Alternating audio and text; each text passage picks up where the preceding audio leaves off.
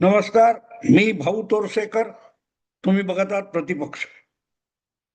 मित्रांनो, आता जवळजवळ 50 दिवस होऊन गेलेत बंगालच्या विधानसभा निवडणुकीचे निकाल आल्यानंतर आणि त्यानंतरच्या घटना, आधीच्या घटना, या सगळ्या हिशोबात घेऊन जे काय देशाच्या कानाकोपऱ्यामध्ये राजकीय विश्लेषण चालू आहे, त्यामध्ये एक अजूनही यक्ष प्रश्न आहे किंवा गूढ रहस्य आहे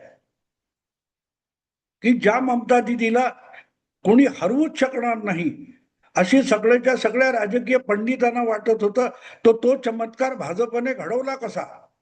मोदी, शहा, निवडणूक आयोग, सुप्रीम कोर्ट, SIR ही सगळी कारणं सांगितली जातात. पण खरं कारण शोधायचं तर संशोधन करावं लागतं. रोगाचं निदान तुम्ही चुकीचं केलं तर मग औषधं आणि ट्रीटमेंट, उपचार चुकीचे होतात आणि सगळा विचका होऊन जातो. आणि बंगालच्या निवडणुकीच्या विश्लेषणामध्ये किंवा बातम्यांमध्ये नेमका तोच विचका झालेला आहे. याचं कारण बंगालच नव्हे तर दिल्लीत बसलेले आणि दिल्लीहून किंवा बाहेरून बंगालमध्ये जाणारे निवडणूक कव्हर करण्यासाठी गेलेले पत्रकार यांना सत्य बघायचं नव्हतं किंवा दिसलं तर समजत नव्हतं. आणि म्हणूनच सगळ्यांना बंगालची निवडणूक म्हणजे ममता दिदीचा अभेद्य किल्ला वाटलेला होता. पण वस्तुस्थिती तशी नव्हती.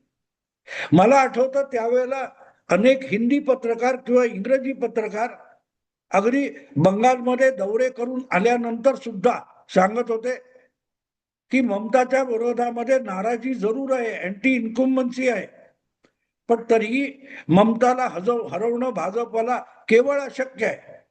आणि त्याचं कारण ममताकडे कार्यकर्त्यांची फौज आहे. ममता के पास केडर है. केडर म्हणजे कार्यकर्त्यांची झुंजणारी, अविरत श्रम करणारी फौज. आणि भाजपकडे कार्यकर्त्यांची फौज नाही. आणि इथपर्यंत काही लोकांनी थापा ठोकल्या होत्या की भाजपकडे अनेक मतदारसंघातल्या मतदान केंद्रामध्ये जो पोलिंग एजंट ठेवावा लागतो प्रत्येक पक्षातर्फे, तो पोलिंग एजंट ठेवण्यासाठी सुद्धा भाजपला बंगालच्या अनेक मतदारसंघात कार्यकर्त्यांचं टंचाई आहे. आता ज्यांना मतदान केंद्रामध्ये आपला पोलिंग एजंट ठेवता येत नाही त्यांना त्या त्या मतदारसंघामध्ये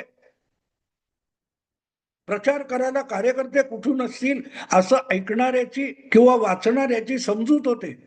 पण वस्तुस्थिती इतकी उलटी होती की ममता दिदीकडे कार्यकर्ते नव्हते.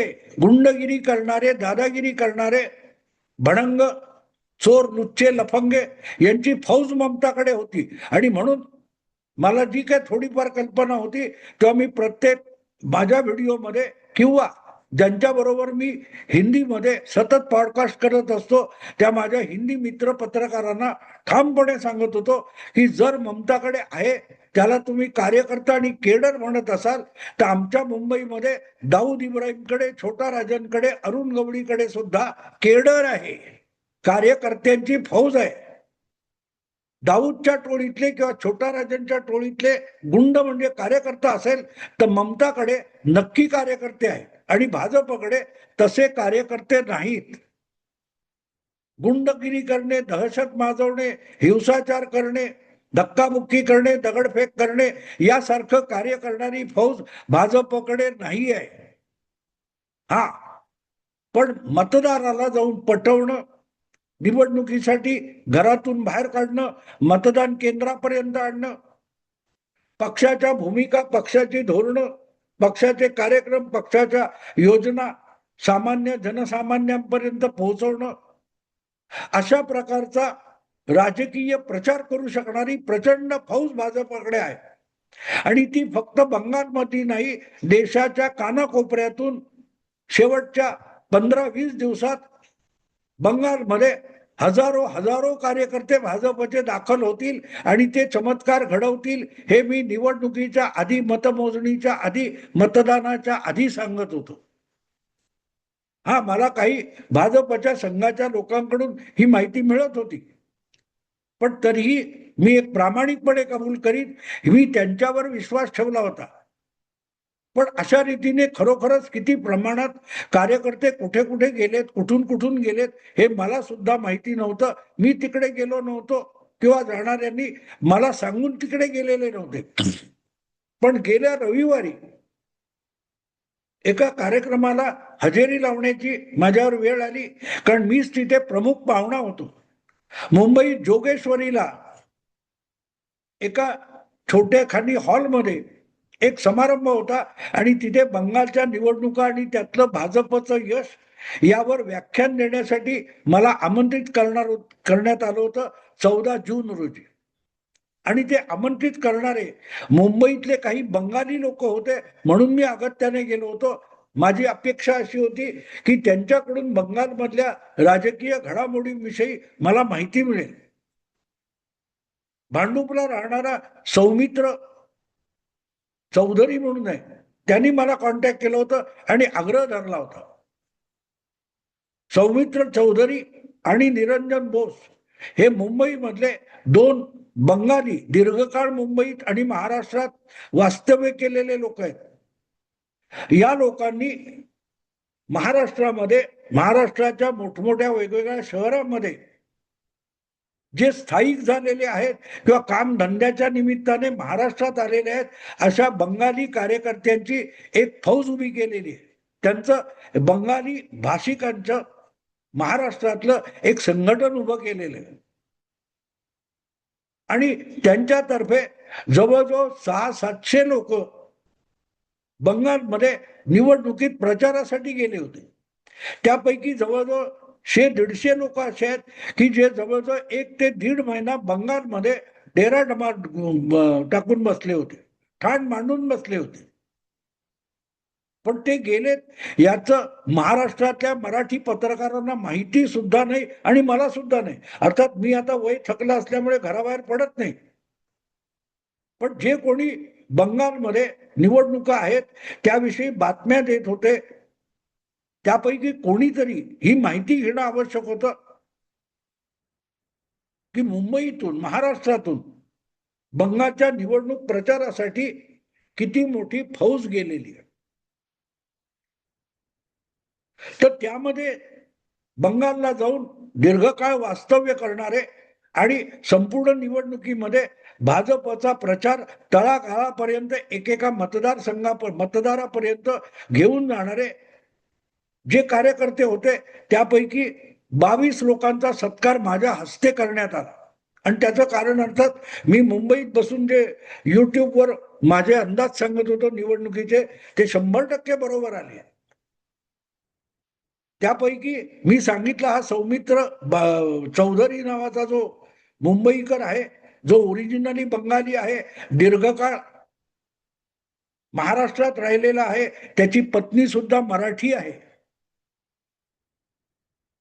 त्याने मला गमतीशीर गोष्ट सांगितली की बंगालच्या कलकत्त्याच्या बेलूर मठामध्ये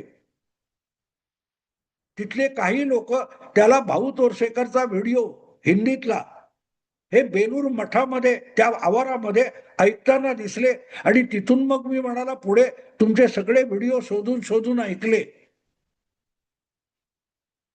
निरंजन बोस आणि सौमित्र चौधरी यांनी मला बोलवलं होतं आणि माझ्या हस्ते त्यांचा सत्कार झाला. ते सगळेच्या सगळे बंगाली नाही आहेत. मुंबईमध्ये, नाशिकमध्ये, ठाण्यामध्ये किंवा नागपूरमध्ये किंवा पुण्यामध्ये, महाराष्ट्राच्या वेगवेगळ्या शहरामध्ये कामधंद्याच्या निमित्ताने येऊन स्थायिक झालेले आणि 1-1, 2-2 पिढ्या इथेच वास्तव्य केलेले जवळजवळ 6,000 बंगाली आहेत. आणि त्यांचं संघटन करोना काळानंतर या लोकांनी केलं आणि त्याला भाजपने आणि संघाने जी मदत केली, प्रेरणा दिली, त्यातून हे लोक भाजपशी जोडले गेले. मूळचे मराठी नाहीयेत, कामधंद्या निमित्ताने 1 किंवा 2 पिढ्या इथे येऊन राहिलेले आहेत. अगदी 4-5 वर्षापूर्वी इथे आलेले आणि 50 वर्षापूर्वी इथे आलेले असे हे बंगाली शोधून शोधून करोना नंतरच्या काळात या लोकांनी त्यांचं संघटन उभं केलं. ज्या वेळेला करोना काळात लॉकडाऊन लागू झाला तेव्हा इथे आपल्याकडे झवेरी बाजार जो आहे त्या भागामध्ये सोनार काम करणारे अक्षरशः हजारो बंगाली कामगार कर्मचारी आणि कारागीर आहेत. त्यांना कामधंदा नव्हता, त्यांनी करायचं काय? त्यांना निदान आपल्या गावी बंगालला जाता यावं म्हणून हा सौमित्र चौधरी आणि निरंजन बोस यांनी प्रयत्न केले. राज्यपाल कोश्यारी होते, त्यांची भेट घेतली आणि त्यातून मग मुंबईच्या भाजपच्या काही लोकांनी त्यांना मदत केली आणि इथून थेट पश्चिम बंगालला, कोलकात्याला वगैरे जाण्यासाठी 4-4, 6-6 गाड्या सोडल्या गेल्या. त्यांचा ममता दिदीवर राग केवळ राजकीय नाहीये. या गाड्या इथून गेल्या, त्या साधारण 28-30 तासामध्ये बंगालला पोहोचणार होत्या. पण ममता दिदीने त्या लॉकडाऊनच्या काळात मुंबई किंवा ठाणे पुण्याहून गेलेल्या बंगाली नागरिकांच्या गाड्या, रेल्वे गाड्या ज्या केंद्र सरकारने सोडल्या होत्या, त्या बंगालच्या सीमेवर अडवून ठेवल्या, पण बंगालमध्ये घेतल्या नाही. त्यामुळे त्यातल्या अनेक बंगाली प्रवाशांना मुंबई, ठाणे, पुणे कुठून कुठून गेले होते, त्यांना 25, 26, 30 तासाची जो प्रवास होता तो जवळजवळ 54 ते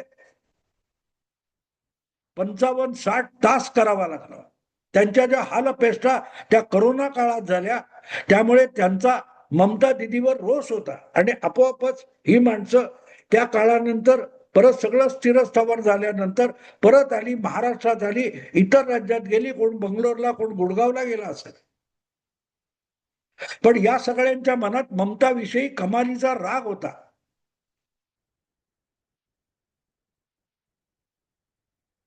ज्या मोदींना किंवा भाजपला ममता दिदी रोजच्या रोज शिव्या घालते, त्याच ममता दिदीच्या बंगालमधल्या सामान्य गरीब कष्टकरी मजूर बंगाली नागरिकाला मोदींच्या सरकारने रेल्वेची सवलत दिली होती, रेल्वे गाड्या सोडल्या होत्या, पण ममता दिदी त्यांना आपल्या घरात यायला तयार नव्हती, जे त्यांचेच नागरिक होते.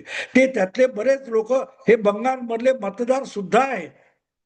आणि त्यातून मग हे महाराष्ट्रामध्ये बंगाली नागरिक, बंगाली भाषिक पण महाराष्ट्रात असलेले, स्थायिक झालेले किंवा कामानिमित्त आलेले असं एक संघटन भाजप समर्थक म्हणून उभं राहत गेलं आणि त्यांनी यावेळच्या विधानसभा निवडणुकीमध्ये भाजपला बंगालमध्ये जाऊन मदत करायची. आणि लक्षात ठेवा, मतदाराशी संपर्क करणं, मतदाराशी गप्पा करणं, मतदाराशी बोलणं, संवाद करणं, यासाठी त्या मतदाराची भाषा यावी लागते. जर महाराष्ट्रातले असे 6-7 हजार बंगाली भाषिक भाजपला करोनाच्या काळामुळे जोडले गेले आणि त्यांचा ममतावर राग असणं, याचा अर्थच ममताला पराभूत करण्यासाठी ते कमालीचे उत्सुक असणार, ही गोष्ट उघड होती. आणि अशा वेळेला त्यांचं सगळ्यांना ते संघटन आहे, वेगवेगळे कार्यक्रम करतात आणि त्यांना जोडून घेऊन त्यातल्या निवडक लोकांना भाजपने बंगालमध्ये प्रचारासाठी नेलं होतं. त्यामध्ये काही मराठी मुंबईकरांचा, महाराष्ट्रातल्या लोकांचा, भाजप कार्यकर्त्यांचा समावेश होता. पण सांगायचा मुद्दा असा, मी इथे मुद्दाम फोटो टाकले, त्या एका सोहळ्याचा फोटो टाकलेला आहे. हे का झालं? बोलघेवडेपणा सगळा चालतो, पण ज्या वेळेला काम करायची वेळ येते, संकटात जो मदतीला धावून येतो तोच ईश्वर असतो, तो परमेश्वर असतो. भाजपचे अनेक कार्यकर्ते त्या काळामध्ये, भाजप संघाचे, विश्व हिंदू परिषदेचे अनेक लोक त्या कालखंडामध्ये मुंबईत किंवा पुण्यामध्ये अडकलेल्या इतर राज्यातल्या कर्मचाऱ्यांना, कष्टकऱ्यांना मदत करत होते. आणि त्यांनी त्याची परतफेड म्हणून यावेळच्या निवडणुकीत भाजपसाठी काम करायचं ठरवलं होतं आणि ते गेले होते. आता हे लोक गावोगावी पोहोचले होते. ते बिल्ले लावून, गणवेश घालून भाजपचं काम करत नव्हते. ते पत्रकारांना गाठून आपल्या मुलाखती घ्यायला सांगत नव्हते. किंबहुना मीडियाला अशा रीतीने महाराष्ट्र नव्हे तर देशाच्या कानाकोपऱ्यात पसरलेले जे बंगाली आहेत, त्यांना ममता विरोधासाठी, ममताला पराभूत करण्यासाठी भाजपने अत्यंत पद्धतशीररित्या संघटित करून निवडणूक काळामध्ये बंगालमध्ये आणलं होतं आणि त्यांची संख्या हजारोची होती. काहींचं मतदानच बंगालमध्ये होतं. काही लोक बंगालमधले मतदार नाहीत, ज्या ज्या राज्यात आत्ता आहेत त्याच राज्यात ते मतदार आहेत, पण आपले नातलग वगैरे आहेत, त्यांचे ममता दिदीच्या काळामध्ये जे हाल झालेले आहेत त्याचा राग वसूल करण्यासाठी ही मंडळी भाजपच्या मदतीने बंगालमध्ये पोहोचली होती आणि ते काय ते छातीवर बिल्ले वगैरे लावून फिरत नव्हते. त्यामध्ये अनेक महिला आहेत, ज्या गावोगावी फिरून एकेका गावामध्ये, एकेका वस्तीमध्ये तिथल्या महिलांशी गप्पा मारून मतदान कसं आवश्यक आहे, हा सगळा विकासाअभावी रोजगारासाठी आपली पोरं तरुण मंडळी बंगाल सोडून जात आहेत, त्यांना इथे थांबवण्यासाठी विकास आवश्यक आहे आणि विकास आवश्यक असेल तर ममता दिदीला हटवणं आवश्यक आहे. हे एकेका मतदाराला 5-25 मतदारांना, 2-3 मतदारांना घराघरात जाऊन त्यांच्या अंगणात बसून पटवण्याचं काम जे करत होते ते कॅमेऱ्यात पकडले जात नाही. ते पत्रकारांच्या नजरेत भरणारे नाहीत. कारण अशा ज्या छोट्या छोट्या अर्धा तास 2 तासाच्या गप्पा होतात त्याही एक प्रकारे बैठका असतात, सभा असतात, पण त्या सभा मीडियाच्या नजरेत भरणाऱ्या नसतात. त्यामुळे हे खेळ तिथे जाऊन काय चमत्कार घडवू शकतं हे ना मुंबईच्या पत्रकारांना कळलं होतं, ना दिल्लीच्या कळलं होतं, ना देशाच्या कानाकोपऱ्यातल्या महानगरातून पत्रकारिता करणाऱ्यांना कळलं होतं, जे स्वतःला राजकीय पंडित समजतात. आणि त्यामुळे बंगालमध्ये हा जो चमत्कार घडवला त्यामध्ये बंगाल बाहेरच्या अनेक राज्यातल्या नागरिक आणि बंगाली नागरिक यांचं योगदान आहे आणि त्यामध्ये महाराष्ट्र आणि मुंबईच्या बंगाली लोकांचं आणि त्यांच्याशी जवळीक राखणाऱ्या मराठी भाजप कार्यकर्त्यांचं सुद्धा योगदान आहे. किंवा फक्त अमित शहानी किंवा नरेंद्र मोदींनी किंवा भाजपच्या मोठमोठ्या नेत्यांनी काम केलं म्हणून बंगाल जिंकला हा भ्रम आहे. हा सौमित्र चौधरी किंवा निरंजन बोस यासारखे अक्षरशः हजारो कार्यकर्ते बंगाल बाहेरचे आहेत, पण त्यांनी ज्या प्रकारे आपलं घरचं आणि नोकरीच्या सुट्टी वगैरे पदरमोड करून जे बंगालमध्ये तंबू ठोकला, डेरा टाकला, ठाण मांडलं, त्यामुळे बंगालमध्ये चमत्कार घडला. तो बंगालचा चमत्कार घडवणारे हे मुंबईकर आहेत, महाराष्ट्रातले लोक आहेत. त्यांचं योगदान विसरलं जाऊ नये आणि ते 4 लोकांना तरी कळावं म्हणून हा व्हिडिओ मला आवडला तर लाईक करा, शेअर करा आणि प्रतिपक्षाला सबस्क्राईब करा. नमस्कार.